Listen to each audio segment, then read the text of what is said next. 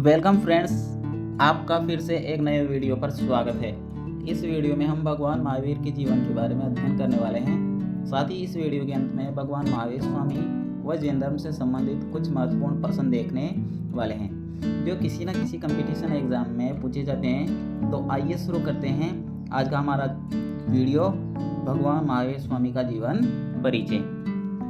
भगवान महावीर स्वामी का जन्म 599 ईसा पूर्व में वज्जी साम्राज्य में कुंडग्राम के राजा सिद्धार्थ और लिच्छवी राजकुमारी त्रिशला के यहाँ हुआ था। मतलब इनके पिता का नाम सिद्धार्थ और माता का नाम त्रिशला था। वज्जी संघ आधुनिक बिहार में वैशाली क्षेत्र के अंतर्गत आता है। भगवान महावीर इक्ष्वाकु वंश से संबंधित थे, यानी कि भगवान महावीर स्वामी के कुल का नाम या वंश का नाम इक्ष्वाकु वंश था। ऐसे कई इतिहासकार हैं जो मानते हैं कि उनका जन्म अहल्या भूमि नामक स्थान पर हुआ था। बचपन में महावीर स्वामी का नाम वर्धमान था, तो इनके बचपन का नाम वर्धमान था, जिसका मतलब यह होता है जो बढ़ता है। नेक्स्ट,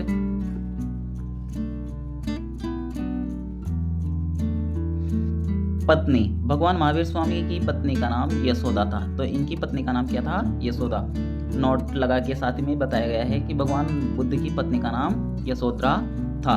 दोनों में अंतर करने के लिए एक चीज़ का हमें ध्यान रखना पड़ेगा कि जैसे भगवान बुद्ध में ध आता है ना, वैसे ही इनके नाम में भी ध आता है। तो भगवान बुद्ध की पत्नी का नाम यशोधरा, जबकि महावीर स्वामी की पत्नी का नाम यशोदा था। पुत्री। भगवान महावीर स्वामी की पुत्री का नाम अणोजा था, जिसे प्रियदर्शनी के नाम से भी जाना जाता है। भगवान महावीर स्वामी के दामाद का नाम जामाली था, इनके दामाद का नाम जामाली था। नेक्स्ट, वर्धमान ने अपने माता पिता की मृत्यु के पश्चात 30 वर्ष की आयु में, कितने वर्ष की आयु में? 30 वर्ष की आयु में, और महात्मा बुद्ध ने 29 वर्ष की आयु में ग्रह त्याग किया था और इन्होंने 30 वर्ष की आयु में ग्रह त्याग किया था। तो 30 वर्ष की आयु में बड़े भाई नंदीवर्धन से अनुमति लेकर संन्यास ग्रहण किया, यानी कि संन्यास ग्रहण किया, साथ ही में ग्रह त्याग भी किया। महावीर स्वामी को 12 वर्ष की कठिन तपस्या के बाद, यानी कि इन्होंने 12 साल तक लगातार निरंतर कठिन तपस्या की और 13वें वर्ष में इन्हें ऋजुपालिका नदी के किनारे पर साल वृक्ष के नीचे कैवल्य ज्ञान की प्राप्ति हुई। नेक्स्ट, महावीर के प्रथम शिष्य उनके दामाद जामाली बने। भगवान महावीर स्वामी के पहले शिष्य का नाम दामाद जामाली था, जो कि इनके ही दामाद थे। भगवान महावीर स्वामी की प्रथम जैन भिक्षुणी चंपा नरेश चंपा राज्य के नरेश दधिवाहन की पुत्री बनी। ठीक है। जैन धर्म के 23वें तीर्थंकर पार्श्वनाथ ने 4 महाव्रत बताए थे, जिनमें है पहला है अहिंसा, सत्य, अस्तेय। अस्तेय का मतलब चोरी न करना, अपरिग्रह, अपरिग्रह का मतलब है संग्रह न करना, मतलब वस्तुओं का संग्रह न करना। नेक्स्ट, उपर्युक्त 4 महाव्रतों में ब्रह्मचर्य नामक 5वां महाव्रत महावीर स्वामी ने जोड़ा। जो जैन धर्म में 5 महाव्रत माने जाते हैं, उन 5 महाव्रतों में 5वां महाव्रत किसने जोड़ा? भगवान महावीर स्वामी ने जोड़ा। प्राकृत भाषा प्रयोग के कारण आमजन महावीर के उपदेशों को समझने में समर्थ थे, यानी कि तत्कालीन भारत में प्राकृत भाषा सर्वाधिक प्रचलित थी। तो इसी कारण प्राकृत भाषा के सर्वाधिक प्रयोग के कारण या प्राकृत भाषा में उपदेश देने के कारण आमजन उनको समझने में समर्थ थे। इनके अनुसार आत्मा को कर्मों के बंधन से आजाद करने के लिए त्रिरत्न की आवश्यकता होती है। इन्होंने आत्मा को कर्मों के बंधन से आजाद करने के लिए किसकी आवश्यकता बताई? त्रिरत्न की आवश्यकता बताई। जैन धर्म के त्रिरत्नों में निम्न शामिल है। सम्यक दर्शन, इसका मतलब होता है सही ज्ञान। सम्यक ज्ञान, इसका मतलब होता है सही ज्ञान।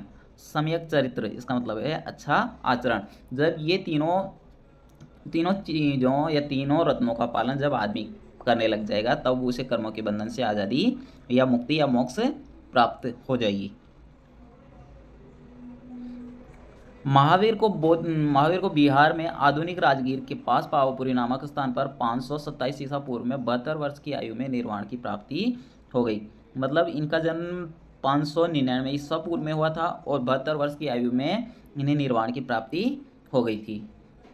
यहाँ पर एक नोट लगाया गया है कि 30 वर्ष की आयु में इन्हें सांसारिक जीवन को त्याग दिया और 42 वर्ष की आयु में इन्हें केवल्य ज्ञान की प्राप्ति हुई।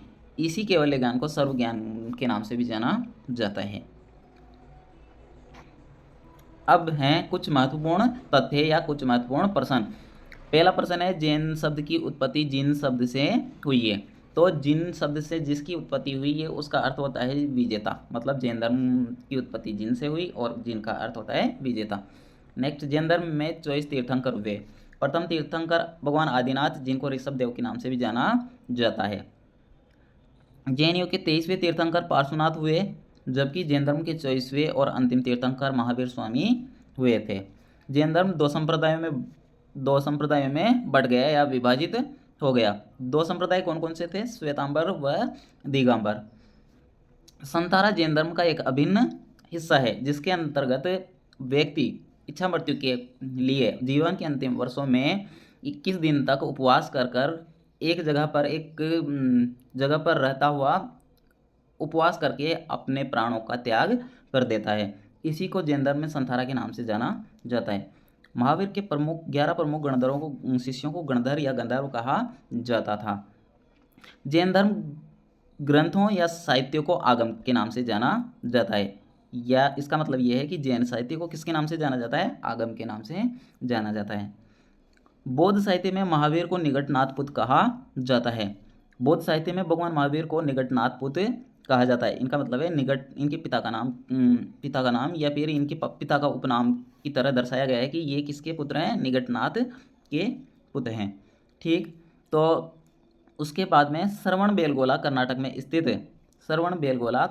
में स्थित बाहुबली की मूर्ति का निर्माण गंग वंश के मंत्री चामुंडराय ने करवाया। यानी कि श्रवण बेलगोला में जो भगवान महावीर की मूर्ति स्थित है, उस मूर्ति का निर्माण किसने करवाया? उस मूर्ति का निर्माण गंग वंश के मंत्री चामुंडराय ने करवाया। तो धन्यवाद दोस्तों, आज के हमारा जीवन परिचय इतना ही था। अच्छा लगे तो सब्सक्राइब करें और वीडियो को शेयर ज़रूर करें। धन्यवाद।